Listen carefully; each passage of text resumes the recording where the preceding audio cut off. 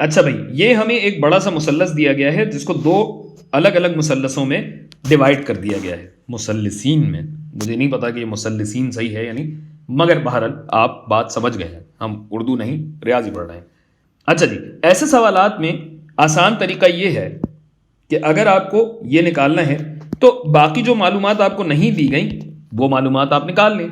और देखें, उसूल सिर्फ एक है, मुसल्लस का कुल जाविया, अगर मैं इसे थीटा कहूं, मैं ये जानता हूं कि मुसल्लस का कुल जाविया यानी सम ऑफ ऑल एंगल्स, सारे एंगल्स जमा करें तो 180 डिग्री आना चाहिए। यानी अगर मैं इस ट्राइंगल को देखूं, इस मुसल्लस को देखूं, तो 50 डिग्री जमा 64 डिग्री जमा थीटा जो कि डिग्री में है, ये आना चाहिए 180 के बराबर।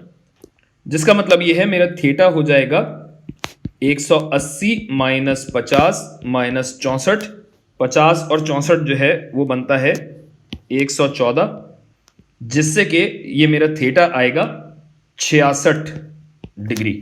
तो ये मैं यहां लिख देता हूं 66 डिग्री। दूसरी बात आप ये जानते हैं कि अगर दो खतूत एक ही लकीर में तो उनका कुल जाविया क्या बनता है, वो भी 180 डिग्री बनता है। तो अब इसको मैं यहां पे कह रहा हूं अल्फा। आप चाहें तो एक्स वाई, जुनेद, कामरान, जो भी नाम देना चाहते हैं दे सकते हैं यहाँ पे। इसमें कोई मसला नहीं है, इस पे कोई कैद नहीं है। 180 माइनस अल्फा किसके बराबर होना चाहिए, 66 के बराबर होना चाहिए। तो ये कितना आएगा, अल्फा हमारा हरा था तो इसको हरा रखते हैं, हरा काम में खरा, लीमू की ताकत से भरा। 180 में से 66 निकालेंगे तो क्या आएगा भाई, 114 ही आएगा ना। उड़ तेरी, ये क्या पता लगा हमें, ये हमें ऐसी बात पता लगी है कि जिससे हमारे रोंगटे खड़े हो गए। देखें भाई, ये जो 114 डिग्री है वो 50 और 64 को मिला के बन रहा है, जमा करके बन रहा है।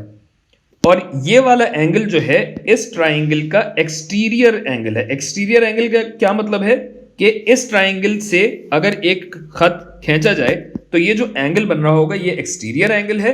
ये एक्सटीरियर एंगल इंटीरियर एंगल्स, मतलब जो ऑपोजिट साइड पे इंटीरियर एंगल्स होते हैं उनको जमा करके ये निकलता है। क्यों निकलता है, क्योंकि ट्राइंगल भी 180 और ये सीधा खत भी 180।